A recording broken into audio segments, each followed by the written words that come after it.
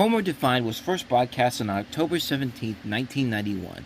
It was written by spec writer Howard Gerwitz, who had written episodes for several shows such as Taxi, The Larry Sanders Show, Just Shoot Me, Wings, Oliver Bean, and Everybody Hates Chris, and is directed by Mark Kirkland. In the episode, Homer accidentally saves the Springfield nuclear power plant and is ashamed when people mistake him for a hero. When another impending meltdown threatens the Shelbyville plant, he is asked to perform his heroic deeds once again. He is lucky again, but this time he is derided by the fact that he's just a lucky imbecile, even more so than he was hailed a hero. Meanwhile, there's a subplot where Milhouse's mom forbids him to be friends with Bart as she feels Bart is a bad influence on him. This is a really good episode. I mean, what a great episode this is. This is one of those episodes where everything just comes together so perfectly and makes it a very funny, very solid, very entertaining episode. The episode packs on all kinds of different elements to it. Not only do you have the great comedy, but you also get a lot of great tension-filled moments, especially in the opening act of the episode, where the town faces untold peril, and legitimately, it's a very tense 7-minute sequence, but it also manages to pack in some decent laughs in there, too. You know, there's that great bit where the news report is talking about the impact of the explosion that's going to happen, and it's Ken Brockman and I think Professor Frink talking about it, and there's this whole thing where Professor Frink's talking about the people in this specific area will feel only the quickest impact, so that means they won't feel any pain. Meanwhile, the people around here, which coincidentally this building is in right now, will feel slow and horrible, painful deaths. And Ken Brockman is just like, good Lord! Like, it also just shows how one town can see something as heroic and brave, while the other town can see it as nothing but a joke, much like how Dancing Homer showed how Homer's antics may work in Springfield, but when he goes to Capital City, it's not that big of a deal. And it's very well done. And, you know, there's a lot of great elements to it. I even like the subplot about Milhouse's mom not trusting Bart. I think it's a very well done subplot here, and it does lead to a nice little climax that doesn't resort to anything big or epic, but just a simple talk between two mothers.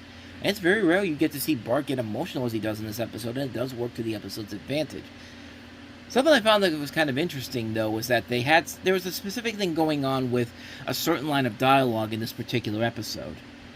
There's this whole bit in the cafeteria where they're talking, and Milhouse is just like, my mom thinks you're a bad influence. And Bart, in the original version, Bart goes, bad influence my ass! And then, for some reason, in the syndicated version, they swap it around for him to say, bad influence my butt. She says you're a bad influence. Bad influence my ass. How many times have I told you never listen to your mother? But Bart. She says you're a bad influence. Bad influence my butt. How many times have I told you never listen to your mother? But Bart. Like they said ass in the original they've said ass in the syndicated version before, so I don't know why they decided to change it up for that. But then again, there's a couple of changes they made early on in the season that kind of feel off in general. But I don't know, something I thought that was kind of interesting there. But on top of that, you got a great cameo by Magic Johnson in the episode, and it does fit very well. There is a little bit of a it's not just a Magic Johnson appearance for him to go like, hey, it's me, Magic Johnson. Like, he has a legitimate conversation with Homer about what the idea of being a hero, and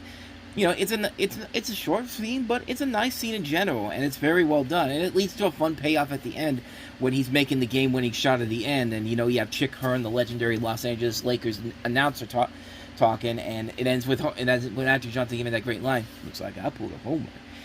And coincidentally enough, this actually came on 3 weeks before he announced that he had AIDS and was HIV positive, and he eventually retired from the NBA. So that's a little interesting little tidbit there. But also John Lovitz gets a good guest spot in here too. Not really one of his more well-known ones, but it's good to hear his voice in The Simpsons again. Yeah, it's an episode that gets overlooked, honestly, but it is such a terrific episode that works. 2 really great stories to go along with it, doing a great job of upping the tension when it needs to, while also finding the comedic aspects to such a situation.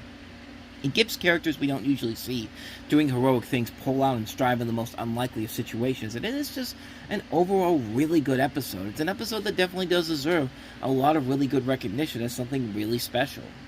The Lakers have the ball. Magic Johnson coming down the floor on a fast break. Magic stops. His feet slip out from under it. The ball flies out of his hand. Hits the referee in the head. Goes in the basket. It's a 3-point play. The Lakers win. Looks like I pulled a Homer.